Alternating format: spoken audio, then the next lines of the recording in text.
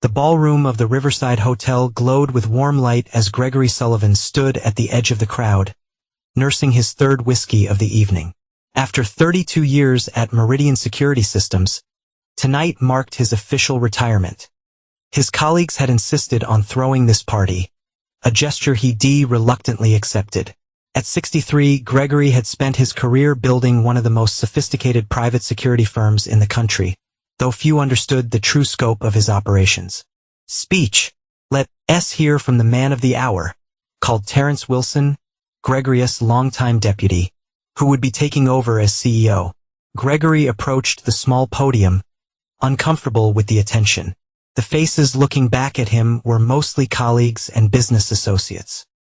His gaze settled briefly on the table where his family sat.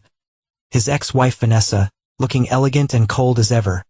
Their son Brandon, now 30, their daughter Melody, 27, and sitting beside Vanessa, Russell Hayes, her husband of 8 years, an investment banker with a perfect smile and manicured nails.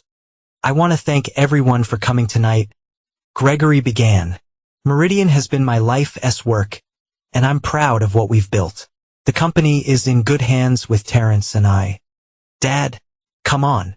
Brandon's voice cut through the room as he stood, glass in hand. The slight slur in his words indicated he'd been drinking heavily. No need to be so formal. Tell everyone the truth about your distinguished career. The room fell silent.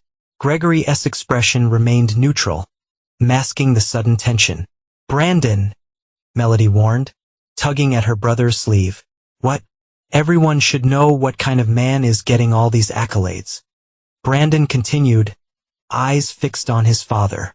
My stepdad makes twice what you do, he blurted out, gesturing toward Russell. Mom says leaving you was her smartest decision. Gregory noticed Vanessa smirk rather than show embarrassment. She'd always been skilled at maintaining appearances. But tonight she seemed to be enjoying the spectacle. Brandon, that's enough, Gregory said quietly. Vanessa stood, raising her champagne flute. Her burgundy dress caught the light as she moved.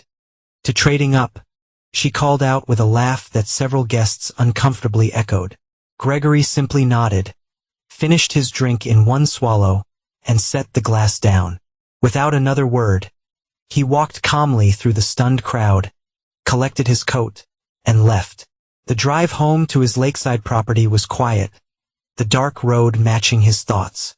In his study, Gregory opened his laptop and typed in a complex string of characters. A secure messaging system appeared on the screen. He typed 5 words. Initiate protocol shadow. Confirmed. The response came seconds later. Authorization accepted. Timeline? Gregory's fingers hovered over the keyboard momentarily before he replied. Begin in the morning.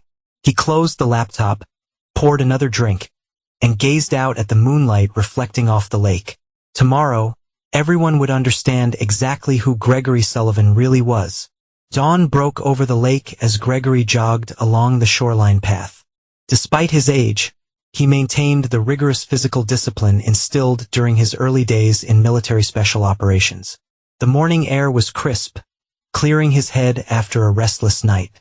30 years ago, when he met Vanessa Bennett at a charity gala in Washington, D.C., Gregory had already been recruited into a classified division of military intelligence. She'd been beautiful, sharp-witted, and ambitious, a rising star in public relations for political campaigns. Their courtship had been a whirlwind, and within a year, they were married. Gregory showered after his run and prepared coffee in his minimalist kitchen. The home was largely empty of personal touches except for a few photographs of Brandon and Melody from their childhood. He rarely looked at them anymore. The secure phone buzzed. The text read, "Packages delivered. Awaiting your signal." Outside, the distinct sound of a helicopter approaching broke the morning quiet. Right on schedule. The Black Bell 429 touched down on his private helipad at the edge of the property. A tall man in a tailored suit stepped out and approached the house. "Morning, Mr. Sullivan," said Raymond Vega, Gregory's security chief from Meridian. "Everything's prepared as requested. The board meeting has been moved to 10 a.m. "Thank you, Raymond." Gregory grabbed his briefcase. Any media activity? Not yet. But our sources say several outlets received anonymous tips to watch for breaking news concerning Meridian. Gregory nodded. Perfect. As the helicopter carried them toward the city, Gregory reflected on the gradual collapse of his marriage. His cover as the founder of a security systems company had been ideal for his actual role within a shadow intelligence operation known as Division. The frequent absences, the late-night calls, the international travel, Vanessa had initially accepted these as part of building a successful business. By the time Brandon was born, the cracks had begun to show. When Melody arrived 3 years later, Vanessa had grown increasingly resentful of his apparent prioritization of work over family. What she never knew was that Gregory had been instrumental in neutralizing multiple national security threats, operating in a world where recognition and praise were impossible. The beginning of the end came when Brandon was 12. Gregory had missed his son's championship baseball game due to an operation in Kazakhstan that had saved thousands of lives. No one would ever know about it. To his family, he was simply an absent father who cared more about security systems than his children. Vanessa filed for divorce when Brandon was 16 and Melody 13. She'd already been seeing Russell Hayes, a flashy, self-promoting investment banker who had aggressively courted her at every opportunity. The divorce had been brutal. Vanessa had taken the children, the house, and a substantial settlement. Gregory had not fought it, partly because he could not reveal the nature of his work and partly because his handler had advised that a clean break would provide better operational security. "Sir, we re-approaching the Meridian building." Raymond's voice pulled Gregory from his memories. "Execute Operation Checkmate," Gregory instructed, "and make sure our friends at the FBI have received Package 3. Raymond nodded, tapping instructions into his secure tablet. Done. The helicopter descended toward the Meridian headquarters, a gleaming tower of glass and steel that housed much more than the public-facing security systems business. The Meridian System's boardroom fell silent as Gregory Sullivan entered.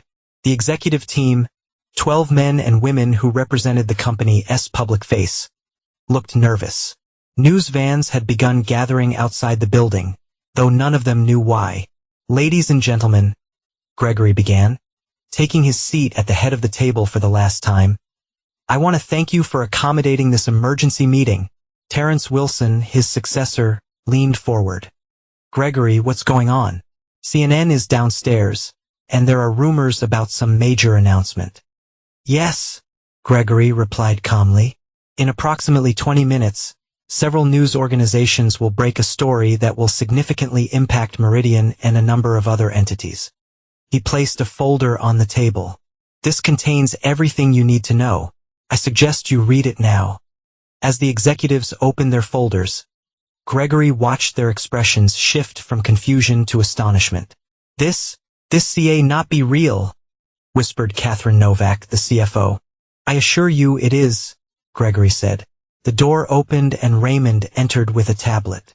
"Sir, it's starting." Gregory nodded and pressed a button to lower a screen at the end of the room. The television switched on to show a breaking news banner across the screen. "Classified operation revealed. Domestic terror network neutralized." The reporter's voice filled the room. "In a stunning revelation, classified documents have been declassified this morning, revealing a decade-long operation that prevented what would have been the deadliest domestic terror attack in American history. The operation, codenamed Obsidian Shield, was reportedly led by a covert team operating within a private security firm, Meridian Systems, under the direction of its founder, Gregory Sullivan. Images flashed across the screen. Surveillance photos, intercepted communications, and finally, Gregory's official military photograph from 20 years earlier. Sullivan, who retired just last night from Meridian, was apparently the architect of an intelligence operation that identified and neutralized a network of over 30 terrorist cells embedded within the United States. According to these newly declassified documents, the operation culminated 5 years ago with the arrest of key figures, though the details were kept classified until today for national security reasons. The boardroom remained silent as the news continued. Among those implicated in supporting these terror cells was prominent investment banker Russell Hayes, whose sources say unknowingly facilitated financial transactions for the network through his firm, Hayes Capital Partners. While Hayes himself is not accused of knowingly supporting terrorism, his firm is now under federal investigation for catastrophic failures in their compliance and due diligence protocols. Gregory watched the color drain from Terrence's face. You planned this, did not you? The timing. I've spent my life in the shadows, Terrence. My family believed I was just a workaholic businessman who cared more about alarm systems than baseball games, Gregory said as he stood up. Sometimes the truth needs to come to light when the time is right. Outside the boardroom, Gregory's phone buzzed. The message read, Phase 1 complete. Target RH in financial freefall. Target versus location confirmed. As Gregory walked through the Meridian offices, employees stood and stared. Some began to applaud tentatively, unsure how to react to the revelation that their company had been a front for one of the most successful counterterrorism operations in recent history. In the lobby, a team of FBI agents was entering the building, led by Special Agent Daria Klein, Gregory's longtime liaison to federal intelligence. Mr. Sullivan. She greeted him formally, though a hint of a smile played at her lips. We have some questions about the classified information that suddenly found its way to the press. Of course, Agent Klein. I'm at your disposal, Gregory replied. Though I imagine your questions would be better directed to the Secretary of Defense, who authorized the declassification this morning.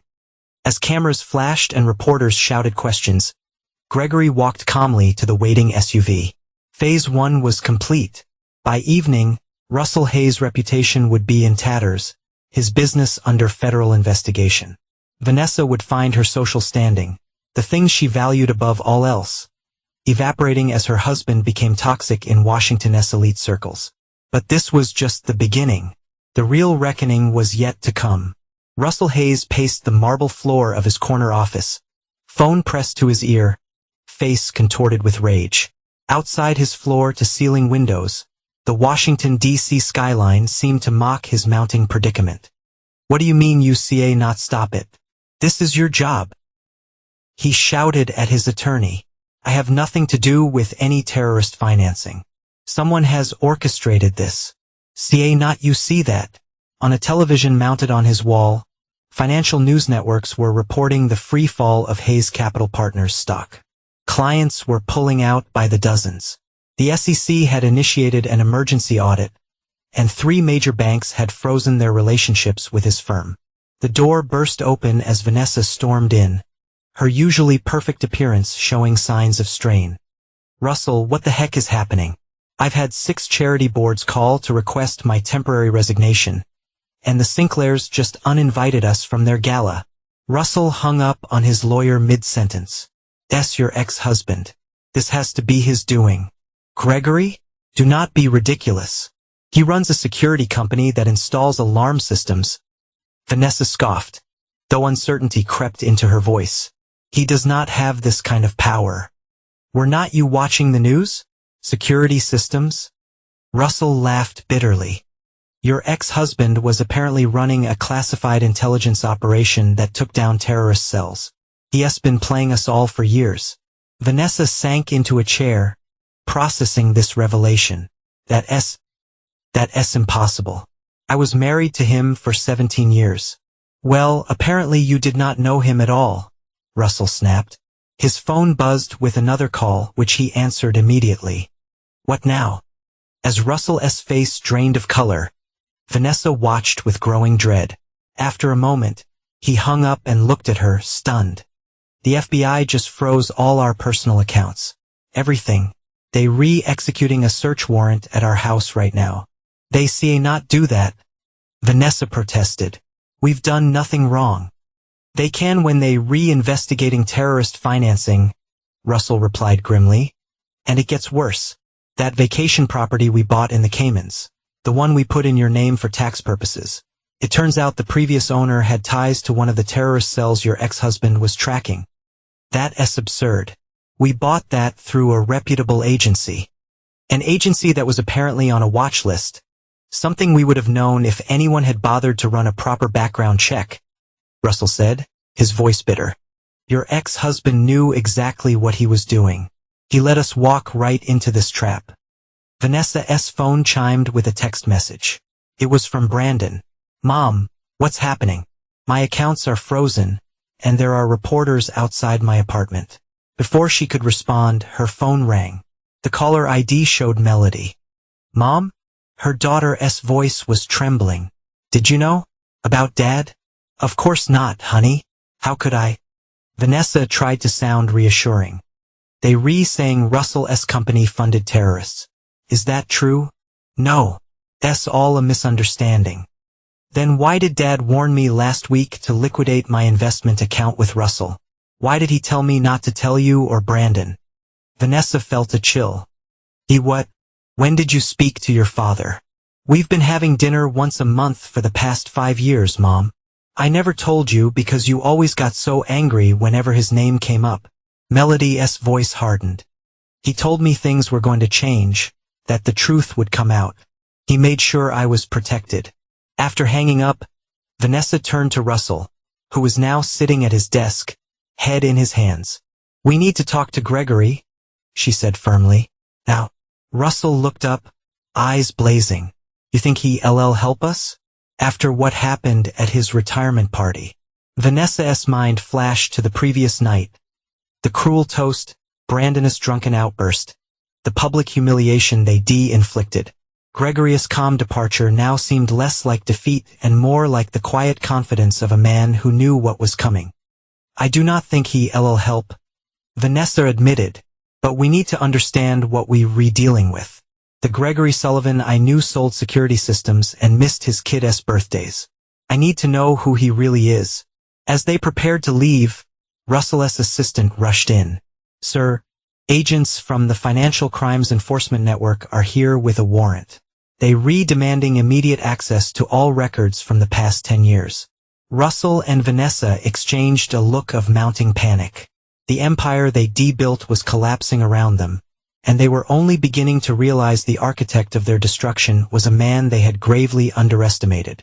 Brandon Sullivan sat in his expensive downtown loft, watching his world unravel through his floor-to-ceiling windows. 3 news vans had parked outside his building, reporters hoping to catch a statement from the son of the newly revealed intelligence operative, Gregory Sullivan. His phone had been ringing constantly. Colleagues from the architectural firm where he worked, friends asking questions he could not answer, and most disturbingly, calls from financial institutions informing him that certain transactions were under review. The whiskey in his glass did not calm his nerves as he contemplated the events of the previous night.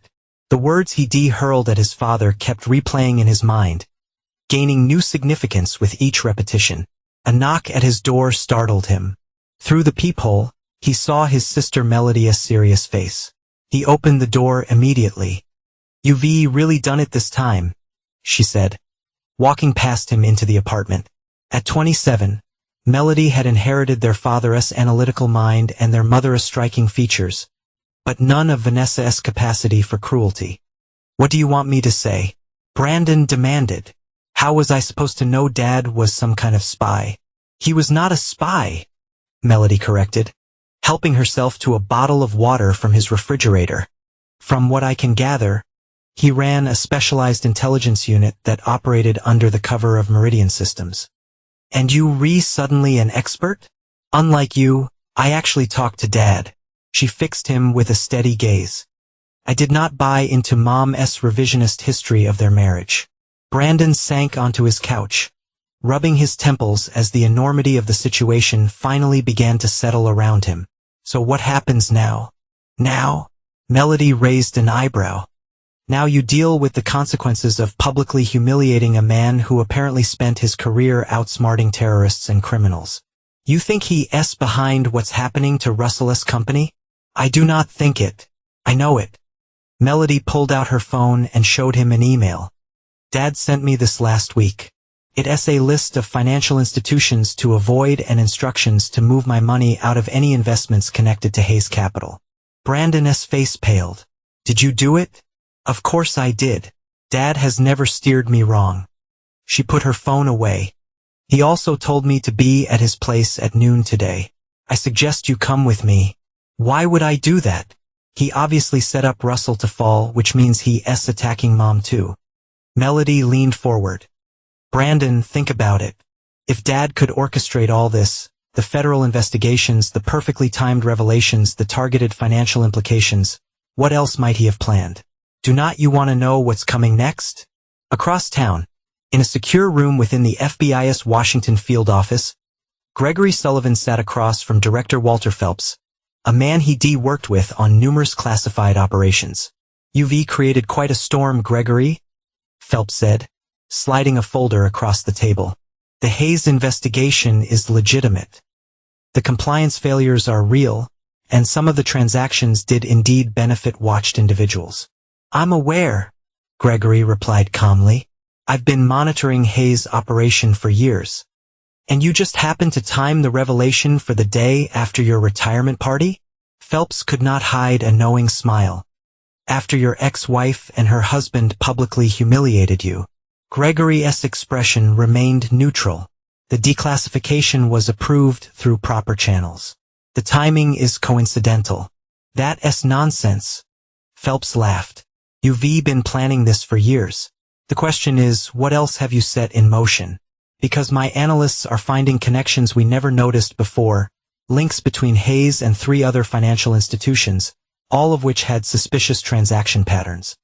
Gregory stood, straightening his suit. "Walter, everything I've done has been in service to this country. If certain individuals find themselves caught in the crossfire due to their own poor judgment or unethical behavior, that's hardly my concern. And your son? Is he collateral damage too?" A flicker of emotion crossed Gregory's face before disappearing. Brandon made his choices. He aligned himself with people who prioritize status and wealth over integrity. Now he'll learn what that alignment costs. Phelps shook his head.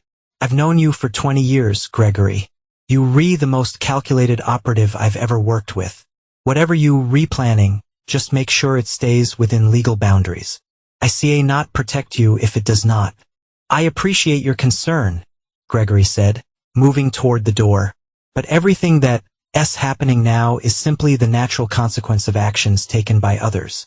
The dominoes are falling exactly as they should." As Gregory left the FBI building, he checked his watch. It was 11:30 a.m. Melody would be arriving at his lake house soon, possibly with Brandon. Meanwhile, his sources had confirmed that Vanessa and Russell were frantically trying to locate him.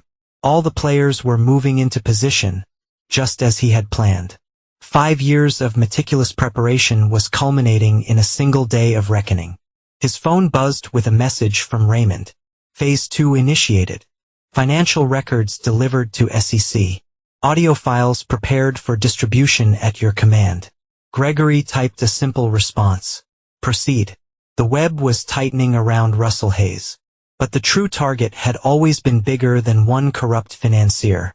By day's end, an entire network of fraud and corruption would be exposed, with Russell and Vanessa caught squarely in the center.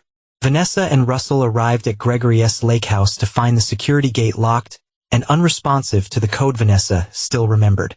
After several frustrated attempts, Russell drove their Mercedes around the perimeter until they found a service road that led to a maintenance entrance.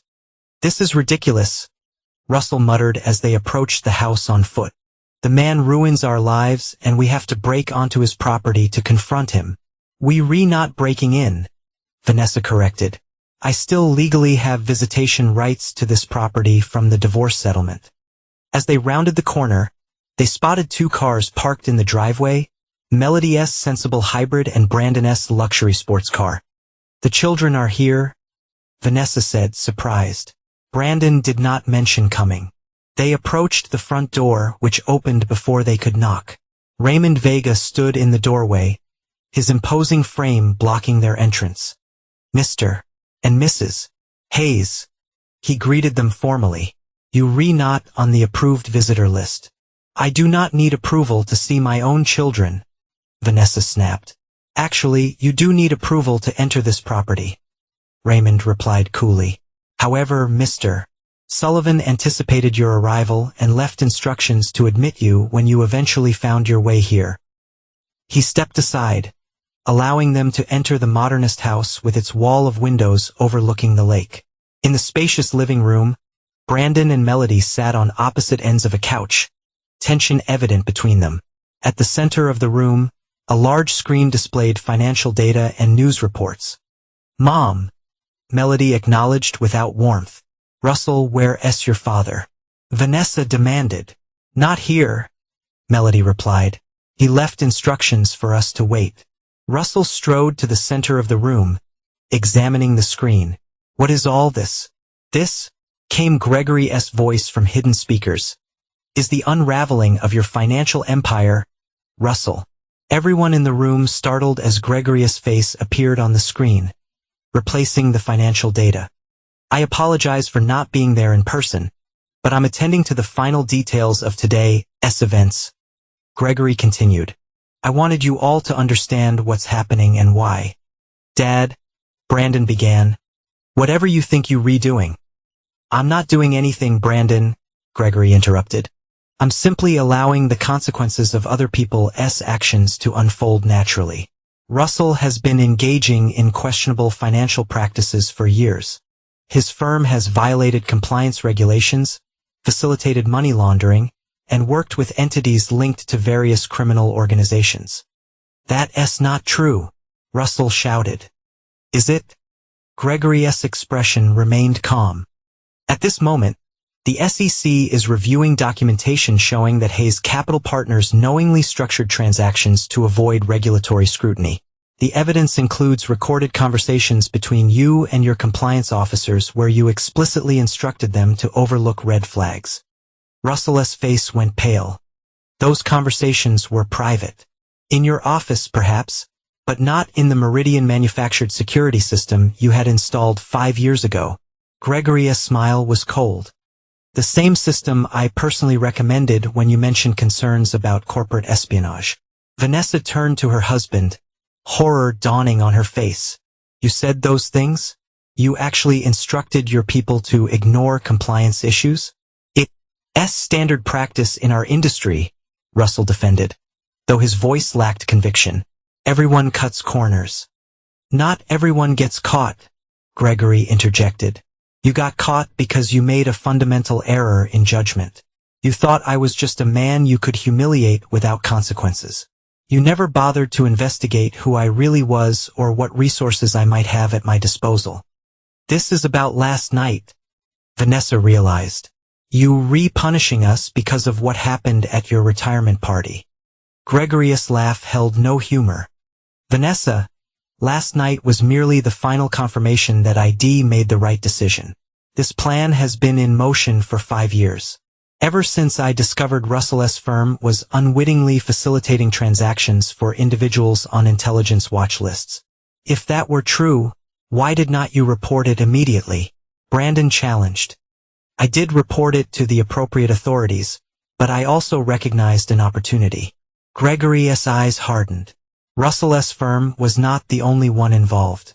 There's an entire network of financial institutions engaged in similar practices, all connected through a sophisticated system designed to conceal the movement of billions of dollars. "That's absurd," Russell protested.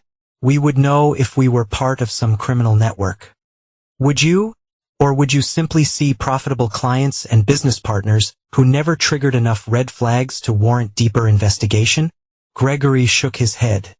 "Your greed made you vulnerable, Russell. It made you the perfect entry point for my operation."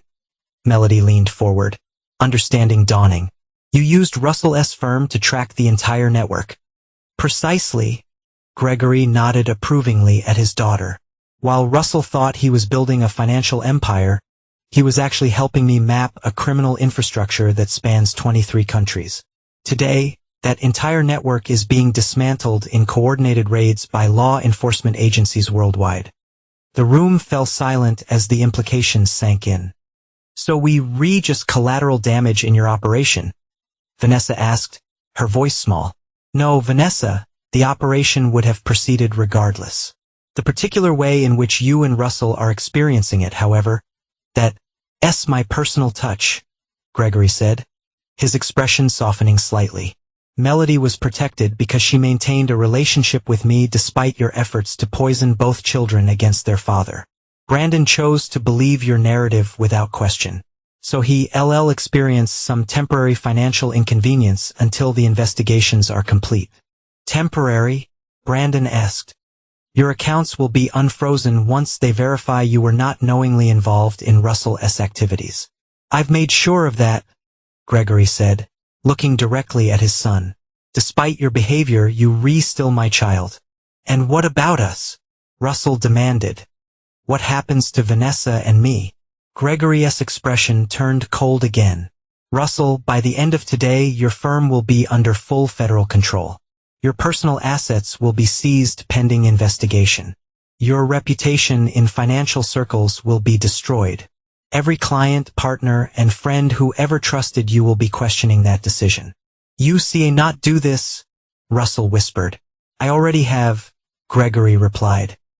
As for you, Vanessa, you chose to align yourself with a man whose wealth was built on compromise and corruption. You chose status and money over integrity. Now you'll experience life without those things you valued most. Vanessa's composure finally broke. This is cruel, even for you, Gregory. Is it more cruel than telling our children their father did not love them? More cruel than systematically turning them against me for years?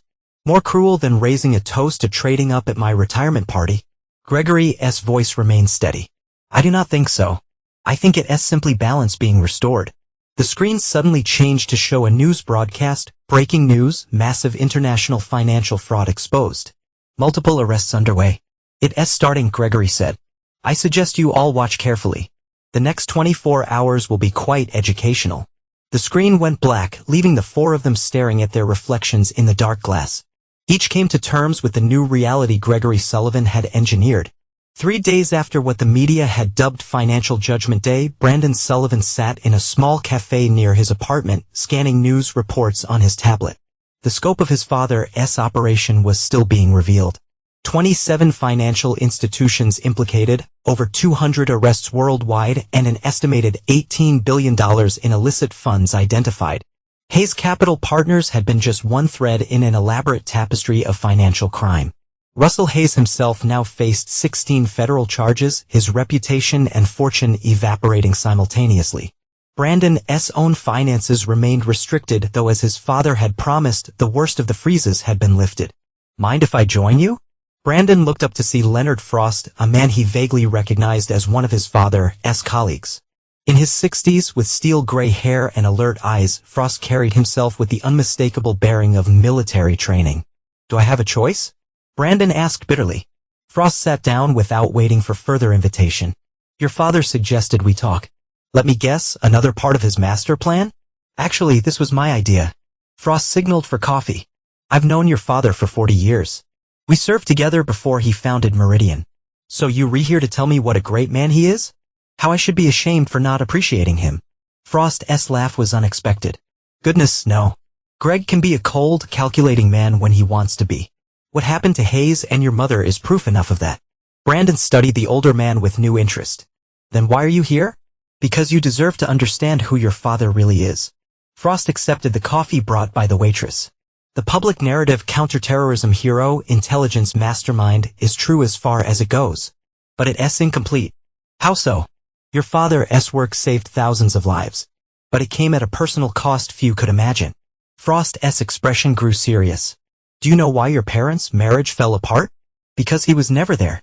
Because work always came first. That's part of it, Frost conceded.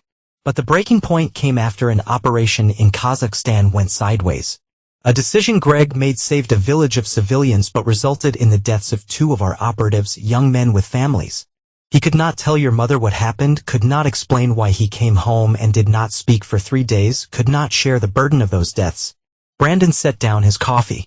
I do not see how that excuses. I'm not excusing anything, Frost interrupted. I'm explaining. Your father lived in 2 worlds. The family man who wanted to coach your baseball team and the operative who carried the weight of life or death decisions. The division took its toll. So my mother left him because he kept secrets? Your mother left him because she believed he did not care enough to be present. The truth was more complicated. Frost pulled out a small device and placed it on the table. This is for you. It contains records your father kept, mission logs, personal journals, surveillance reports. Surveillance? Of whom? Of you. Your sister. Your mother. Frost's expression was neutral. After the divorce, he assigned a protective detail to each of you. Every school event he missed, every graduation, every important moment he witnessed through reports and photographs. Brandon stared at the device. Why would he do that? Because the work he was doing made you potential targets. And because, despite what you believe, he never stopped being your father. Frost stood, leaving money for his untouched coffee. The last file contains footage from your championship game. The one he missed when you were 12. He watched it on a secure feed from a bunker in Kazakhstan. Still wearing a tactical vest with blood on his hands from trying to save his men. As Frost walked away, Brandon called after him. Why tell me this now? Why not years ago? Frost turned back. Because your father did not want excuses to change how you felt. He believed your anger was justified regardless of his reasons. He paused. And because now that his work is done, he is dying. The words hit Brandon like a physical blow. What? Cancer. Advanced. The doctors gave him 6 months, which is why he accelerated his retirement and the operation against the financial network. Frost's gaze was steady. He wanted to finish his mission and settle his accounts while he still could. After Frost left, Brandon sat motionless. The device was heavy in his hand. Eventually, he plugged in a set of earbuds and connected it to his tablet. The first file was dated the day of his championship baseball game 12 years ago. The video showed his father in what appeared to be a makeshift command center. Gregory's face was grimy, a bandage wrapped around his forearm. Exhaustion was evident in his eyes. He spoke quietly to the camera. Brandon hit the winning run today. Bottom of the 9th. 2 outs. Full count. I watched on the secure feed. Wanted to call him. Tell him how proud I am. But comms are compromised and we see not risk unsecured communication for another 12 hours. Torres and Michaels did not make it. Their families will be told they died in a training accident. Sometimes I wonder if any of this is worth what it costs. Brandon closed the file, hands shaking. For the first time, he began to understand the man his father truly was. Across town, in her modest apartment, Melody opened her door to find Vanessa standing there, looking nothing like the polished socialite of recent years. Her hair was pulled back simply, her clothes were casual, and her eyes showed evidence of recent tears. Mom, what are you doing here? I need to talk to you, Vanessa said, her voice hoarse. About your father. Melody hesitated before stepping aside to let her mother in. There's not much to say that has not been splashed across every news outlet in the country. That's not true, Vanessa said, sitting on the couch, looking around the apartment with interest. This is nice. I've never been here before. You never asked to visit, Melody pointed out, remaining standing. What do you want, Mom? Russell's being indicted. The evidence is overwhelming. Our assets are gone. The house is being seized. Everything. Vanessa's hands twisted in her lap. I've lost everything. I'm sorry about that, Melody said, though her tone lacked conviction, but I do not see how I can help. I'm not here for help. I'm here because I need to understand. Vanessa looked up at her daughter. You maintained a relationship with your father all these years. You knew him in a way, Brandon, and I did not. I need to know, was he always planning this? Was our entire marriage just part of his cover? Melody sat down across from her mother. Dad never discussed you with me, Mom. He respected our relationship too much to put me in the middle. But you must have formed impressions, had insights. I did. Melody's expression softened slightly. Dad loved you, Mom. That was real. But he carried burdens you could not share, and eventually that created a distance you could not bridge. And now he's destroyed my life out of vengeance. No, Melody's tone hardened. He exposed criminal activity that Russell was involved in. The fact that it affected you personally is unfortunate, but Russell made his choices. And you believe that? That your father had no personal motivation? Melody was quiet for a moment. I believe Dad's sense of justice has always been absolute. He sees the world in terms of actions and consequences. Russell's actions had consequences. Your actions turning Brandon against Dad, the constant undermining, the public humiliation, those had consequences too. So this is my punishment for leaving him? This is the natural result of the path you chose, Mom? Melody stood. Dad is dying. Did you know that? Terminal cancer. He's got months at best. Vanessa's face showed genuine shock. No, how long has he known? Long enough to put his affairs in order. Long enough to make sure the mission he dedicated his life to would be completed. Melody moved toward the door. I'm going to see him tomorrow. You should come. He would not want to see me. Probably not, Melody agreed.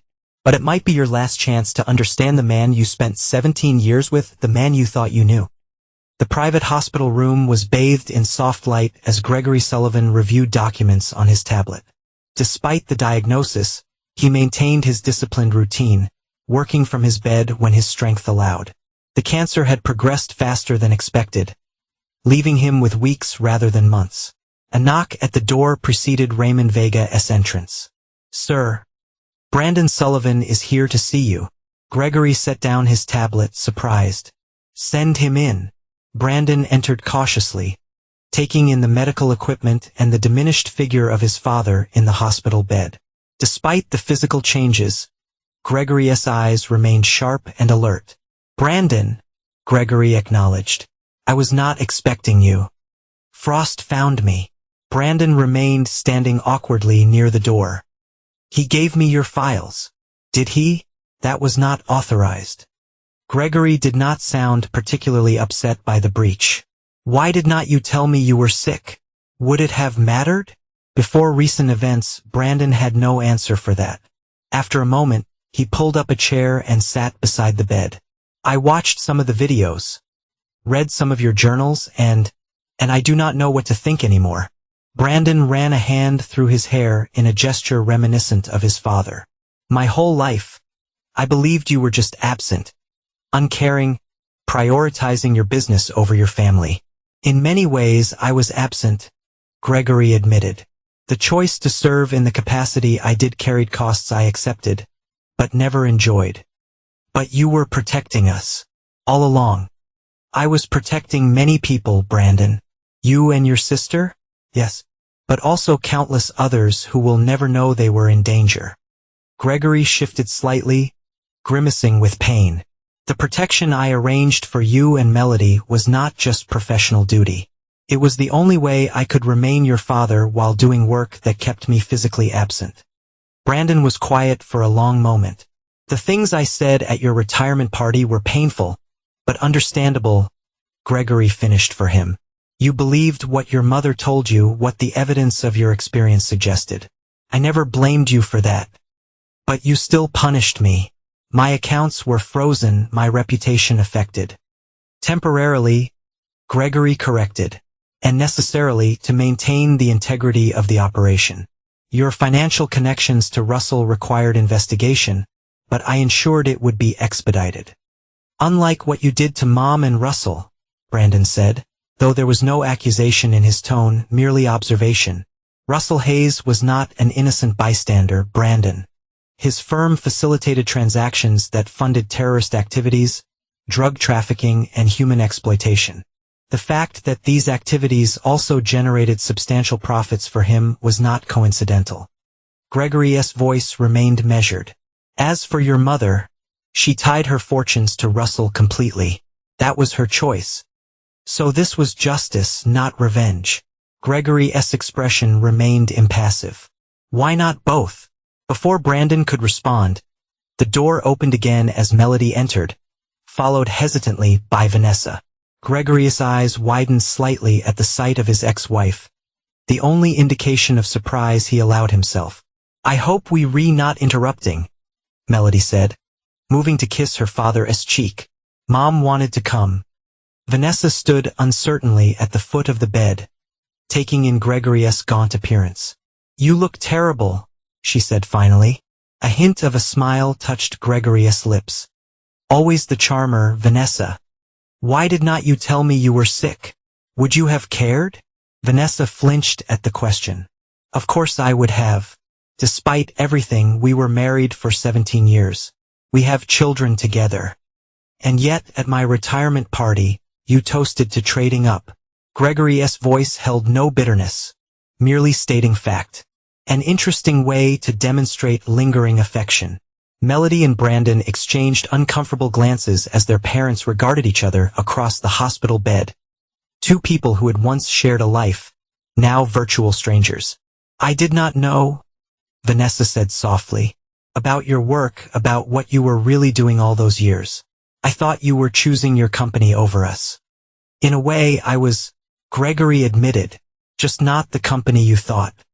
Vanessa moved closer to the bed. "Did you ever love me? Really? Or was I just part of your cover?" "I loved you completely," Gregory replied without hesitation. "That was never false." It was the only thing in my life that was not part of an operation or a mission. Tears filled Vanessa's eyes.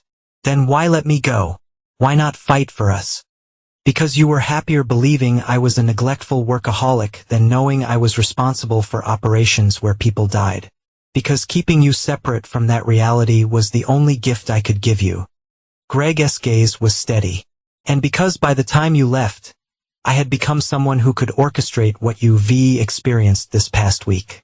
I was not the man you married anymore. The room fell silent. The weight of decades of misunderstanding and secrets hung in the air. Finally, Brandon spoke. What happens now? To all of us? Gregory looked at each of them in turn. Melody was never in jeopardy. She maintained her connection to me while building her own life. She'll continue as she has. He shifted his gaze to Brandon. Your accounts will be fully restored within days. Your career might require some rebuilding given your association with Russell. But I've arranged for several opportunities to be presented to you. The choice of which to pursue will be yours. And me? Vanessa asked quietly. You will be investigated as Russell's spouse. But the evidence will show you had no knowledge of his criminal activities. You would not face charges. Gregory's expression softened slightly. The Meridian Foundation will provide you with a modest income. Enough to live comfortably, but not extravagantly. Consider it recognition of the 17 years you gave me, and the 2 children you raised largely without my help. Vanessa wiped away a tear. After everything that happened, you still help me? I'm not a monster, Vanessa, despite what recent events might suggest. Gregory's voice was tired. I wanted justice, not cruelty for its own sake. Raymond appeared at the door again. Sir, Director Phelps has arrived for your meeting. Gregory nodded. Send him in. To his family, he added. I'm afraid I need to attend to some final business matters. As they prepared to leave, Brandon hesitated. Dad, I'd like to come back. Tomorrow, if that's okay. I'd like that, Gregory replied, a genuine smile briefly illuminating his face.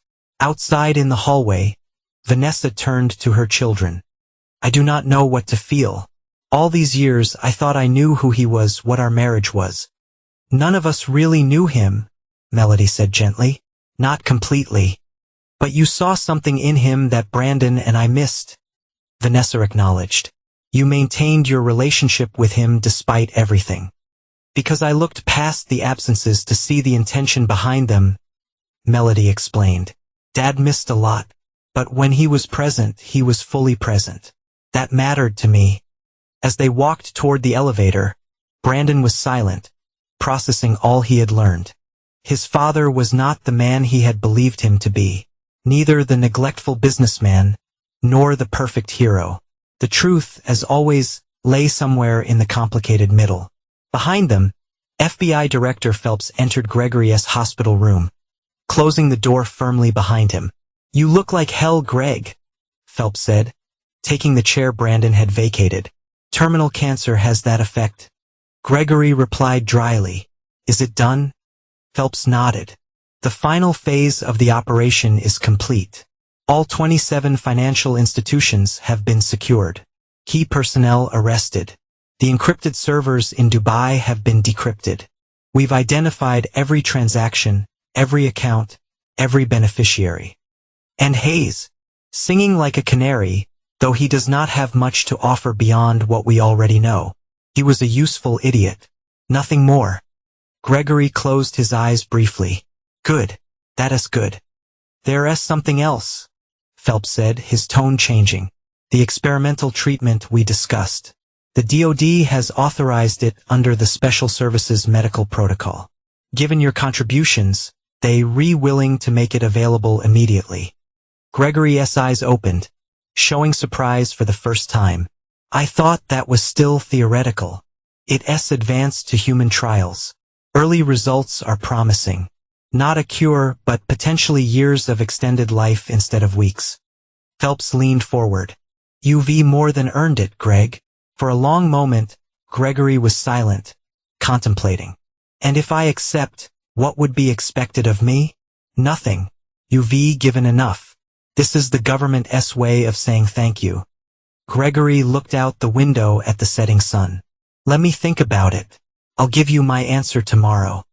After Phelps left, Gregory returned to his tablet, opening a secure messaging system. He typed a simple message. Endgame successful. All targets neutralized. Family safe. The response came moments later. Protocol shadow complete. Final phase awaiting your decision. Gregory set down the tablet and gazed out at the darkening sky. The operation he had dedicated the final years of his life to was complete. Justice had been served. His children were protected. Even Vanessa would be provided for. Now came the final decision whether to accept the experimental treatment and extend his life or to let go. His mission accomplished. It was perhaps the first purely personal decision he had made in decades. 6 months later, on a clear autumn day, Brandon Sullivan stood on the deck of his father's lake house watching the sun sparkle across the water. Behind him, the house hummed with quiet activity as caterers prepared for the afternoon's gathering. Everything's ready, Melody said, joining him at the railing. The guests will start arriving soon. Brandon nodded. It still feels strange being here, knowing what we know now. It gets easier, his sister assured him. I've had years to adjust to the idea of who Dad really was. The past 6 months had brought dramatic changes for the Sullivan family. After much deliberation, Gregory had accepted the experimental treatment offered through the Department of Defense. While not a cure, it had halted the cancer's progression temporarily, giving him precious additional months of life. He had used that time purposefully, establishing the Meridian Foundation to continue his work in global security, arranging for Brandon to take a position within its humanitarian division, and even reconciling to a degree with Vanessa, who now served on the Foundation's Ethics Committee. Russell Hayes had pled guilty to multiple federal charges and was serving a 15-year sentence. The financial network Gregory had spent years mapping had been completely dismantled, its architects imprisoned or in hiding. Do you think he intended this all along? Brandon asked. For us to know the truth, to be part of his legacy? I think Dad always plays the long game, Melody replied. Even now, the sound of car tires on gravel announced the first arrivals. Leonard Frost emerged from a sedan followed by several other men and women Brandon had come to know as his father's former colleagues and operatives.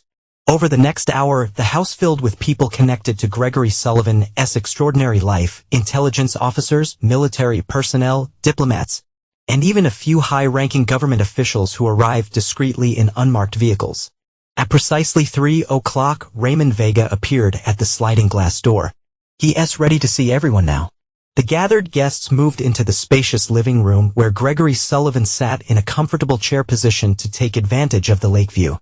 Though thin and obviously weakened by his illness and treatments, his eyes remained sharp and alert.